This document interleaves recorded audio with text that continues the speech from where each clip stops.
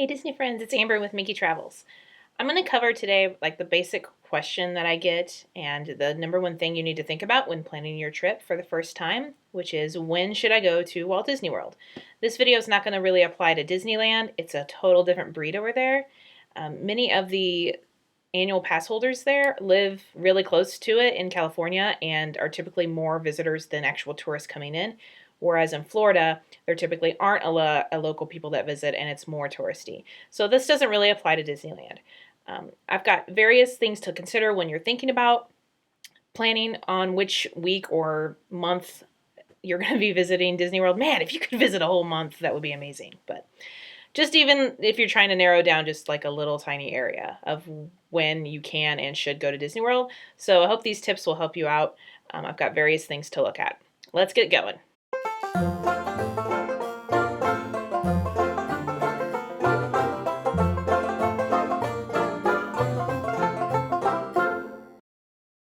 Okay, the number one thing that you probably have heard before is you should visit Disney World when kids are in school. So it'll be most crowded when kids are out of school. There are a couple of different things that apply for that. Number one, obviously, summer is going to be very busy. Kids are out of school. It's easier for parents to take them there. I can vouch for that, being a school teacher, that yes, that's the only time I can go because I don't want to miss work. So summer is crowded. It's also, you have to deal with the weather. So we'll get back to that too. Number two, any holidays that kids are going to be out for school. So Christmas is crazy. It is probably the most crowded time. Other times to consider, Easter will be bad. 4th of July, again, that's summer. Labor Day, Memorial Day weekend, Martin Luther King Jr. Day tends to be high. And then, of course, spring break, which is almost as bad as Christmas. So those are times you want to avoid if you don't want to be around the crowds. I have some others here that most people don't usually hear about unless they're doing a ton of research. Marathon weekends. There are a few weekends in January and February to consider. Those are the Princess Half and then the Walt Disney World Marathon. Those typically are going to be very crowded with racers. They do stay on Disney property, so rooms are going to be taken for that. And then the parks, you don't necessarily see the influx in the parks, but the Disney transportation will be a little crazy taking racers to and from Wide World of Sports to their location they're going to race. Also, cheer competitions and dance competitions in the spring. I've noticed lately when I'm trying to book for clients in the month of April or May that most of the value resorts are booked because the cheerleading competitions have been taking up those rooms. So if you are considering a spring, not maybe spring break, but later in spring, you'll want to book your rooms if you're staying at a value early because those are taken with competitions. Let's see. There's a week that I just learned when I started working for MickeyTravels that was an influx week for people visiting. It's this thing called Jersey Week. A lot of the agents I work with are from New Jersey, and they told me that there's a week in November that New Jersey schools get out of school, and a lot of them go to Disney. So doing your research, you might want to make sure to find out when Jersey Week is that year to try to avoid that, because there will be an influx of New Jersey people there. I don't know if any other states have that. I know in Missouri, we just have the spring break, which is usually like the third week in March. And then also, I have a couple other agents that are in Louisiana that tell me that when Mardi Gras is going on and people are down there, a lot of people in Louisiana try to avoid Mardi Gras and they go to Disney World for their trip. So during the week of Mardi Gras, we'll be busy at Disney just because people are coming in trying to avoid all of the craziness at Mardi Gras.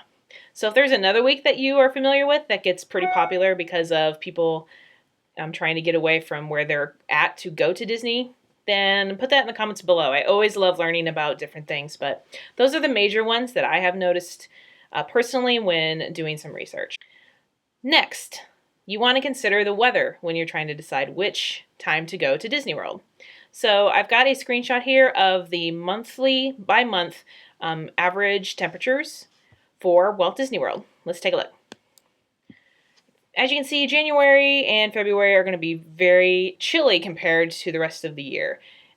That's not chilly in where I'm from, that's perfect. And even the low temperatures is still long sleeve weather for me and no jacket.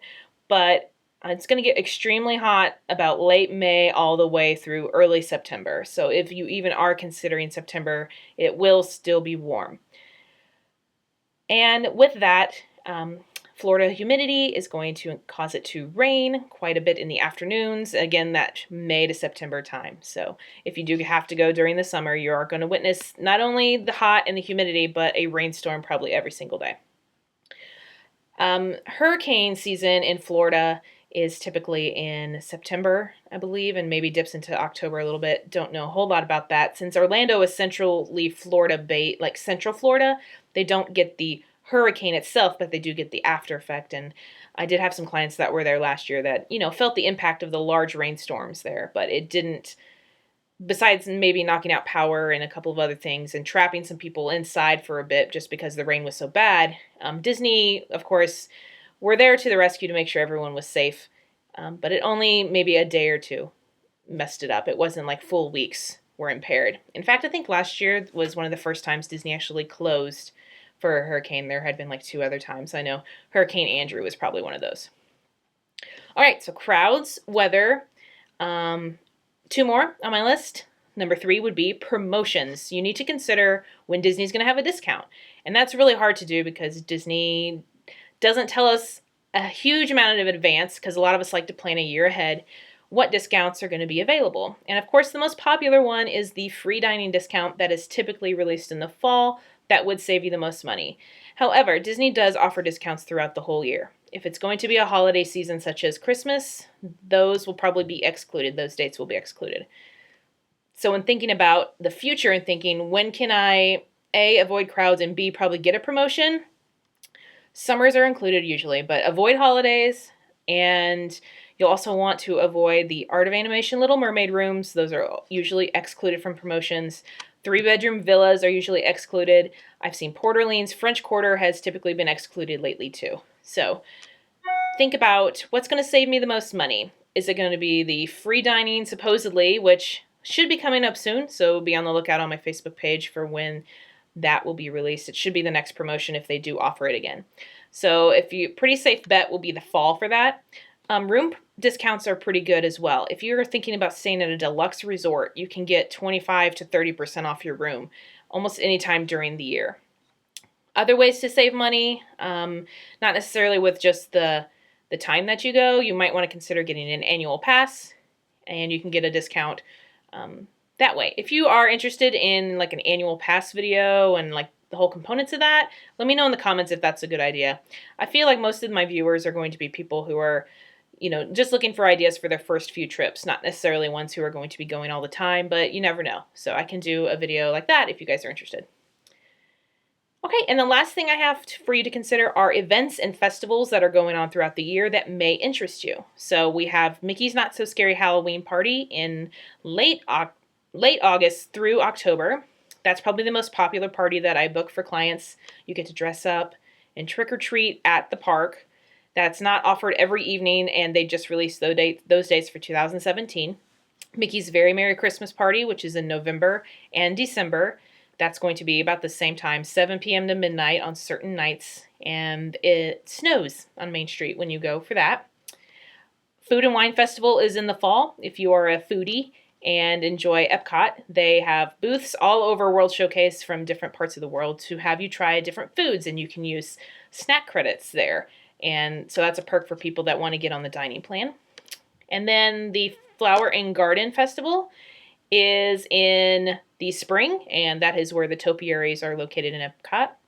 Those are the main ones that people consider. There are some other smaller festivals. There's some rock concerts that appear during that springtime.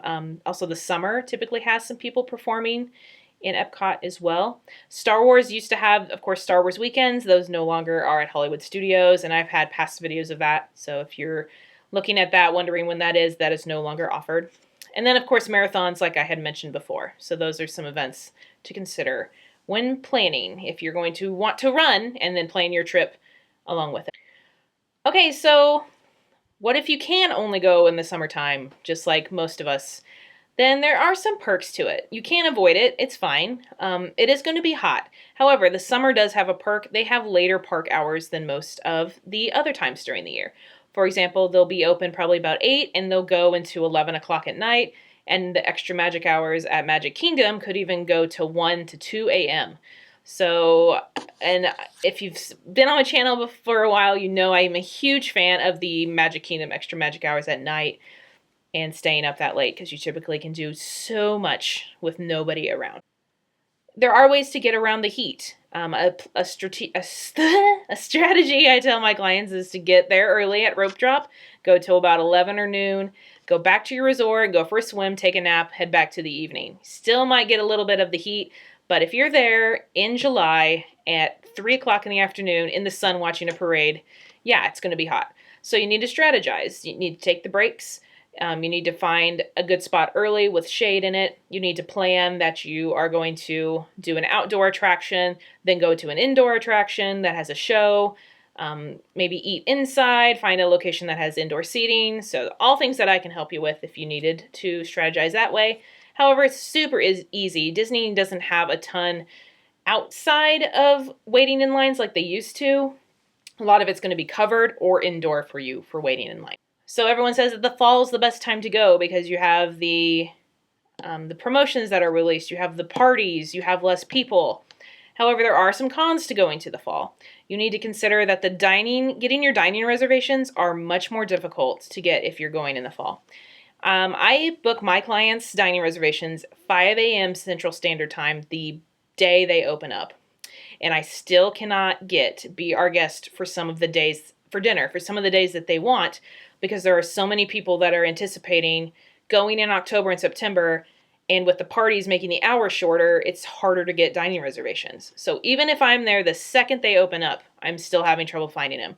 So if you guys are just looking for things and maybe it's past the 180-day mark and you can't find anything, it's just really hard to find dining reservations for there. So you got to do a lot of pre-planning. And the tip for that is, of course, to try to get into Be Our Guest later in your trip week. But it is more difficult to find dining.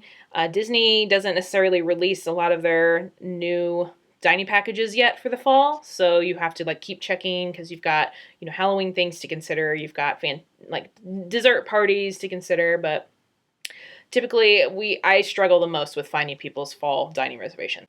And the second thing that kind of goes with that is the park hours are going to be earlier in the evening. They're going to close earlier. So if you are at Magic Kingdom not doing the Halloween party, they close at 7 and you don't get to see the fireworks that night. Or Animal Kingdom will close at 8:30. Just typically because of the way sunset will be earlier once you're in the fall, they do close the parks earlier. And I've never had to experience that either. I've been in the summer all the time and just it closing at 9 o'clock just blows my mind. But yep, those are just the cons I have for the fall. Not a ton, and then trying to help you if you only can go in the summer. All right, so I hope that gives you a brief rundown of what all you can do when trying to figure out when you want to go. Kenny the Pirate is a website that devotes mostly to where characters are located, but he does have crowd calendars on his website to give you an idea of which park will be more crowded on which day. And I had a question from a viewer that asked if I could do a quick video on how to know which day to go into each park, and I thought that would fit in here really well.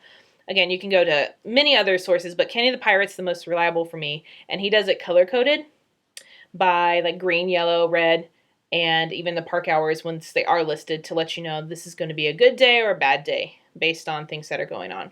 Most of the summer is in red. It's going to be crowded, but he does kind of give you best park to visit for that week. So once you've figured out a month and then narrowed it down to a week, visit the crowd calendars to try to figure out what to go to each day. If it's an extra magic hour day, typically that is going to be more crowded. The thing is that people assume since they're staying on Disney property that they have to go to the extra magic hours. It's just they're giving us these extra hours because we're staying on property, we need to go. So those tend to be more crowded. So that's why I always suggest the evening Magic Kingdom hours are only the ones that I recommend doing just because there's so much to do. We still waited in line at the morning extra magic hours for Epcot and Hollywood. It just didn't save us a ton of time. So if everyone's going there, you need to go somewhere else. And he does notate that. He typically makes the extra magic hour days one of the red days. Some things that I've noticed for when you're trying to figure out which day is that Magic Kingdom is typically crowded on Mondays because if guests are doing full weeks, they come in on Sundays, they want to go to Magic Kingdom first, so Mondays seem to be more crowded for that. So try to go to a different park instead of Magic Kingdom on Monday. And the day after an extra magic hour, if you Did the evening extra magic hours were at Magic Kingdom the night before? Typically, Magic Kingdom that morning will not be as crowded. So if you have park hoppers, that would be good. You could do Magic Kingdom the next morning, then maybe go somewhere once the afternoons start to pick back up. The reason is because if people were at Magic Kingdom that night, they're not going to get up super early to go the next day. It just makes sense that way. So those are the tips for that. Universal Studios, I don't do a ton with, but I know that Universal Studios does tend to be more crowded on the weekends. Disney World, it's the whole time. So it's something to consider when you are trying to pick out which day. So again, crowd calendars, and then some of the other facts that I gave. You typically, also, if you're planning late, you just have to plan your park hours depending on when you got your dining. Sorry, my phone just buzzed. Typically, you have to pick your hours based on when you got your days based on when you got your dining, and that's fine, just to work around it. If you could only Be Our Guest on one day and you don't have park hoppers, you have to go to Magic Kingdom that day because that's when your dining is. Lots of different things to consider. Hopefully this helped you and gave you like a little step to trying to pick that out. If you're interested in having some help with that and have not booked your Disney trip, feel free to contact me. I would love to help you. Have a magical day. I will talk to you really soon. Let me know what questions you have or any comments in the below about maybe new videos. I've got just like a couple more left, but I'm always coming up with new things. And if you have any questions about when to visit, have a magical day.